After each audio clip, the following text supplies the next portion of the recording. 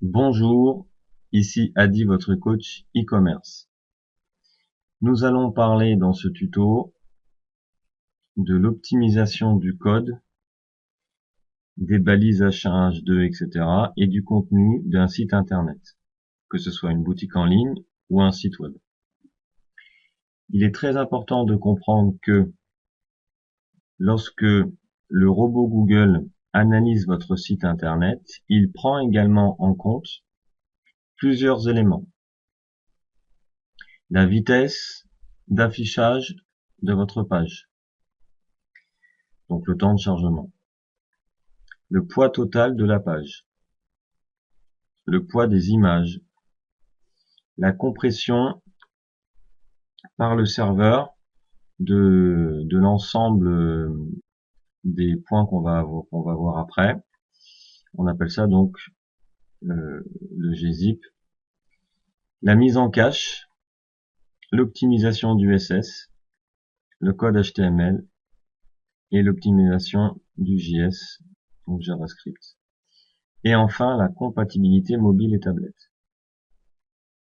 À partir du moment où vous avez pris conscience que Google va analyser ces points et par rapport aux résultats vous attribuer des bons ou mauvais points, alors votre site peut être pénalisé. Alors, quand je dis pénalisé, c'est pas dans le sens où vous allez disparaître de Google, c'est juste que vous n'allez pas obtenir des bons points et donc vous allez être pénalisé de ce résultat par rapport à des concurrents qui, eux, auront un site dans la même thématique que vous, mais mieux optimisé. D'accord?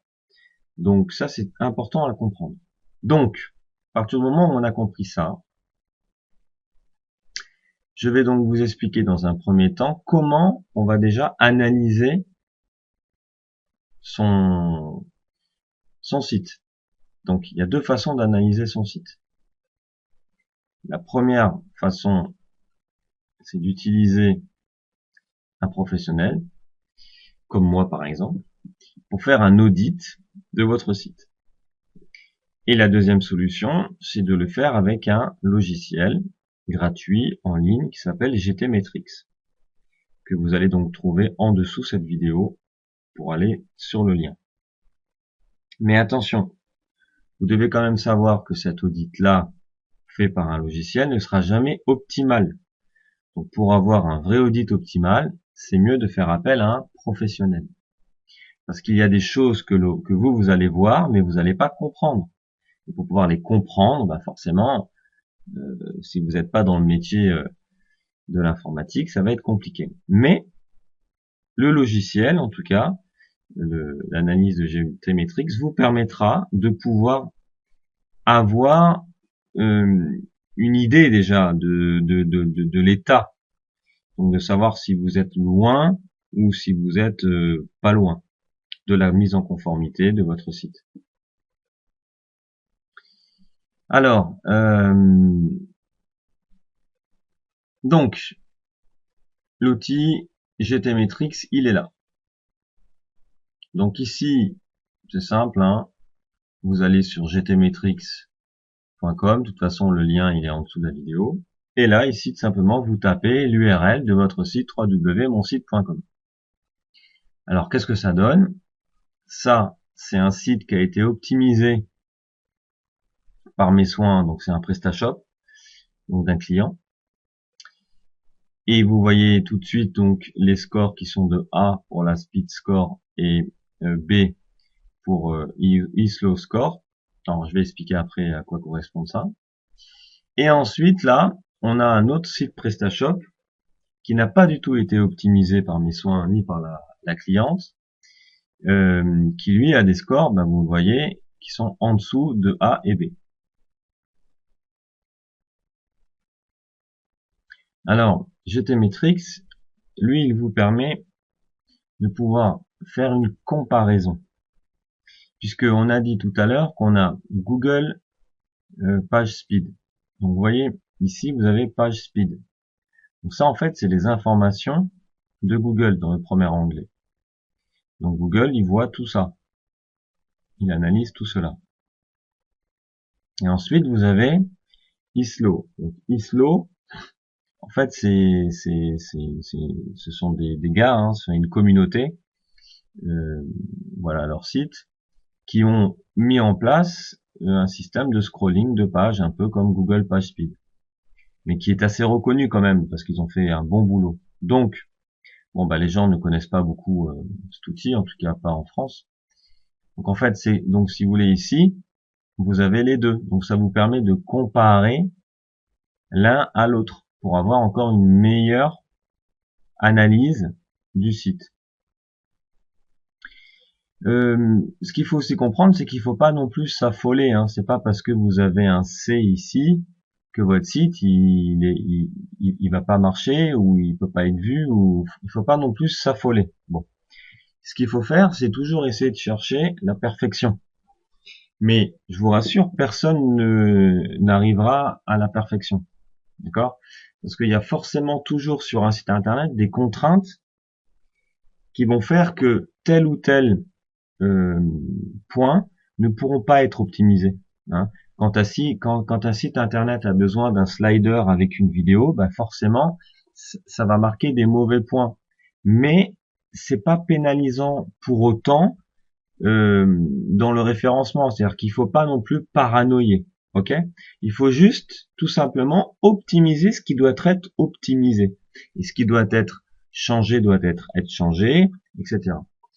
Exemple, vous avez des sliders qui utilisent des plugins qui sont plus ou moins mieux codés que d'autres. Bon, bah, si vous avez besoin d'un slider et que vous vous rendez compte que votre slider il apporte un temps de chargement à votre page qui est trop lourd, bah, vous changez de plugin ou de module, parce que il n'y a pas qu'un seul module ou qu'un seul plugin qui fait du slider. Ok? Très bien. Donc, une fois que vous avez analysé ici l'ensemble des points, alors si vous n'êtes pas informaticien, c'est clair, tout ça c'est du charabia pour vous, donc c'est ce que j'expliquais tout à l'heure. Et dans ce tuto, je vais pas du tout expliquer à quoi ça correspond, parce que déjà c'est mon métier, et puis deux, ça prendrait énormément de temps, et de toute façon ça aurait aucun intérêt, parce que dans tous les cas, même si j'expliquais tout, etc., bon déjà on aurait pour beaucoup de temps, et vous montrer comment on fait, etc. derrière, c'est pas non plus l'objectif. L'objectif c'est quoi là de ce tuto? C'est de vous donner la compréhension des besoins par rapport à votre site internet. Donc votre site a besoin d'être optimisé en termes de code et de balises. Donc ici, c'est un outil qui va vous permettre de comprendre ce qui ne va pas sur votre site. Bon.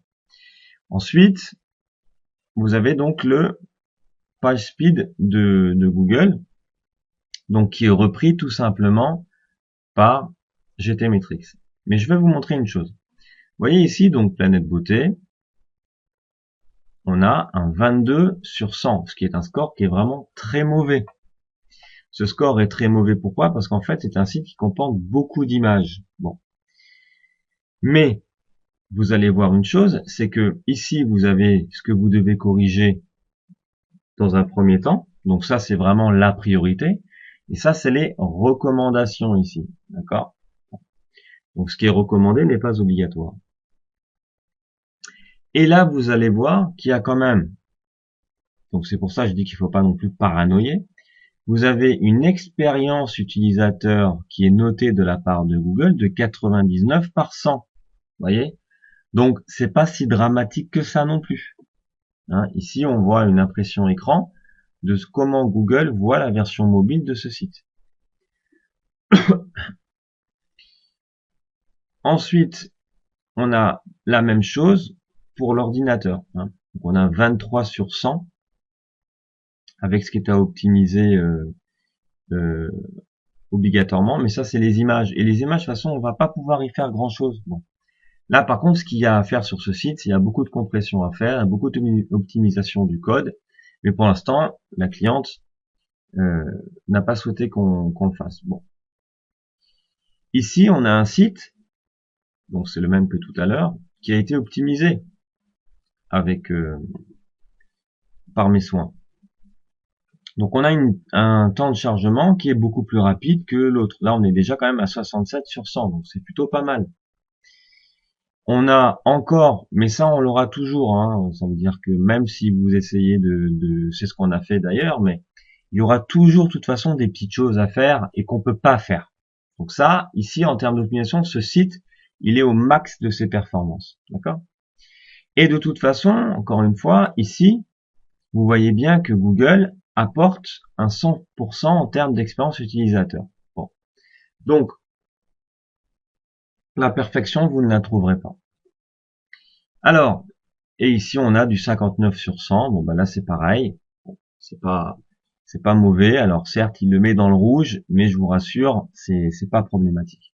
Donc, il y a toujours moyen d'améliorer un site. Alors, pour pouvoir améliorer un site, donc, déjà, il faut que, une fois que l'audit est fait, bien, il faut qu'on applique toutes les actions, nous, en termes de développeurs, donc, c'est-à-dire, on va réaliser les modifications, on va réaliser les optimisations, on va générer la compression au niveau du serveur pour pouvoir gagner en termes voilà, de performance. Mais comme je l'explique, on essaie de se rapprocher au résultat le plus proche de la perfection. Donc là, vous n'avez pas le choix, vous, en tant que commerçant, puisque vous n'avez pas les compétences informatiques, de faire appel à une personne pour réaliser ces tâches-là suite à l'audit. Vous n'avez pas de choix. La chose que vous pouvez faire, vous, de votre côté, c'est d'appliquer un CDN. Donc le CDN, c'est quoi en fait? Vous allez tout simplement taper sur Google CDN et puis vous allez apprendre à quoi ça sert. C'est en fait, ce sont des captures de votre site qui sont faites sur plusieurs serveurs, parce qu'aujourd'hui votre site il est sur un serveur, on va dire OVH. Bon. Donc votre site, admettons, il est chez OVH. Bon. Donc il est sur un seul serveur. Donc quand je suis aux États-Unis et que je tape votre site, eh bien je vais faire tout le parcours jusqu'en France pour arriver dans le serveur d'OVH. Et quand je suis à Dubaï, je vais cliquer sur je vais chercher votre site et je vais aller jusqu'en France pour aller voir votre site via le câble et le réseau internet. Eh bien le CDN, ça permet, donc c'est payant, hein, c'est un service qui va faire que ça va copier votre site sur plusieurs serveurs dans le monde entier. Donc ça va avoir quoi comme avantage, c'est que ça va donner un affichage plus rapide, d'accord? Mais il y a aussi des petites contraintes avec le CDN, c'est pour ça qu'il y a plusieurs formules, etc. Mais le CDN, quand il est bien paramétré, bien utilisé, ça a des avantages. Ensuite, il y a le serveur. Bon, ben voilà, on parlait de serveur. Donc les serveurs, vous avez tous un hébergeur. Ben, c'est clair que si vous avez pris l'hébergeur le moins cher, ben vous avez forcément des performances qui sont réduites, hein. Si vous prenez un serveur performant, que ce soit un serveur, il faut pas penser qu'il faut absolument aller dans un serveur dédié, hein, c'est du n'importe quoi, hein. Vous avez des serveurs mutualisés avec des super performances aujourd'hui qui sont très très très bonnes. Après, tout est relatif. Si vous avez 300 visites par jour et si vous avez 3000 visites par jour, bah c'est clair que c'est pas la même histoire, hein. Ensuite, donc vous pouvez, suivant les types de CMS que vous avez, WordPress, et etc. Alors Magento, il n'y a pas vraiment de module pour faire ça en fait. Magento, PrestaShop, d'ailleurs c'est pareil. Tous les sites e-commerce, il y a pas vraiment de module qui permettent d'optimiser le cache. En fait, il faut absolument aller dans les paramétrages du CMS pour optimiser le cache. Donc il y a beaucoup on peut le voir d'ailleurs si on va sur un Presta. Ici, vous voyez, ici vous avez performance. Donc là, on est sur un Presta. Donc tout ici, vous allez pouvoir ici configurer pour optimiser le cache. Voyez, donc l'optimisation, la compression, etc. Mais attention, hein, je vous le dis clairement, hein, ne vous amusez pas juste à cocher ici, hein, parce qu'il faut que le serveur soit également configuré de l'autre côté, qu'il y ait des compatibilités en termes donc, la version du serveur Apache que vous avez, etc. Là, vous voyez, ça, si vous avez beaucoup d'images, vous pouvez utiliser plusieurs serveurs pour héberger les images ailleurs, etc., pour avoir une meilleure rapidité. Donc, il y a pas mal de choses à faire ici, mais encore une fois, je ne vous recommande pas de le faire par vous-même. Voilà, donc, vous êtes prévenus. Mais c'était juste pour dire que dans le PrestaShop, on ne rajoute pas un plugin pour optimiser le cache. On l'utilise ici. Alors qu'avec un WordPress, on va utiliser un plugin pour optimiser le cache. Donc il y en a qui sont très connus, hein, 3W Cache, WP Rocket, etc. Et enfin, la chose également que vous pouvez faire, c'est activer le protocole SSL de votre site, parce que Google l'a dit, hein, ça va être presque obligatoire en 2016. Et puis de toute façon, il y a beaucoup de choses dans la vie d'un site e-commerce où on vous demande absolument le SSL, comme par exemple si vous voulez mettre un paiement sécurisé, si vous voulez faire de la marketplace, etc. Il y a des sites qui vous imposent des prestataires qui vous imposent le certificat SSL sur votre site. Donc ça, c'est important. Ça, vous pouvez le faire avec votre hébergeur. Il suffit de le contacter et il faut lui demander quel type de protocole SSL il vous recommande, parce qu'il faut que ce soit compatible avec l'hébergeur. Et puis c'est même mieux de prendre de toute façon un certificat SSL sur votre hébergeur pour pouvoir l'installer. C'est préconfiguré, etc. Parce que si vous voulez le faire par vous-même, franchement, voilà. Dites-vous une chose, hein, je le répète souvent dans tous mes tutos, toutes mes conférences.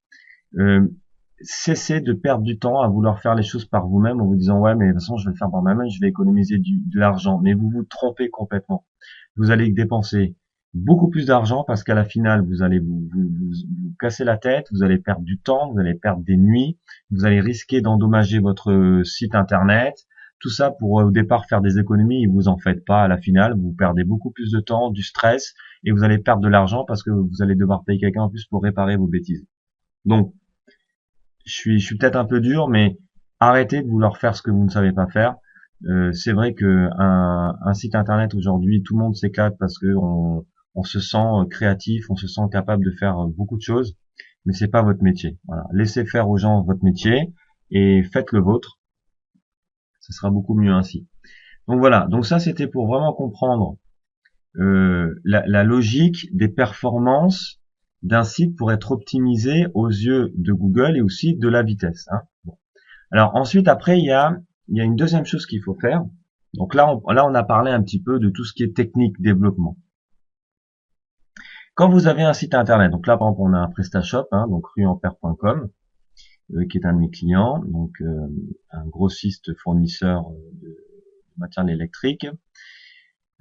Souvent sur les thèmes PrestaShop, vous n'avez pas de vous avez pas de texte.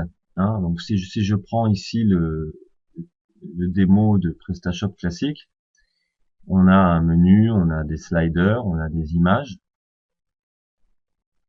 et on a juste ici un texte ici. D'accord. Bon. Alors c'est très très important d'avoir ce texte ici. Ok. Des fois, alors ça c'est pour le thème par défaut, mais vous avez des thèmes où ça n'existe pas du tout. C'est-à-dire vous avez des thèmes où on arrive et puis il n'y a pas du tout de texte. Donc je vais vous montrer un exemple. Là c'est un site PrestaShop. Donc vous allez sur Add-ons, hein, de PrestaShop, vous avez plein de thèmes que vous pouvez acheter. Et voilà, en général ça se présente comme ça un thème. Hein. C'est des produits, des produits, des produits, des produits, et puis c'est tout. Pas de texte, nulle part sur la page d'accueil. Là on prend un autre thème. J'ai des produits, un slider. Alors c'est très joli, hein, ça c'est clair. Voilà, j'ai des produits. Là j'ai témoignage client. Voilà, là j'ai les horaires du magasin pour ceux qui ont un magasin, par exemple. Ce thème est assez sympathique, mais j'ai pas de texte nulle part.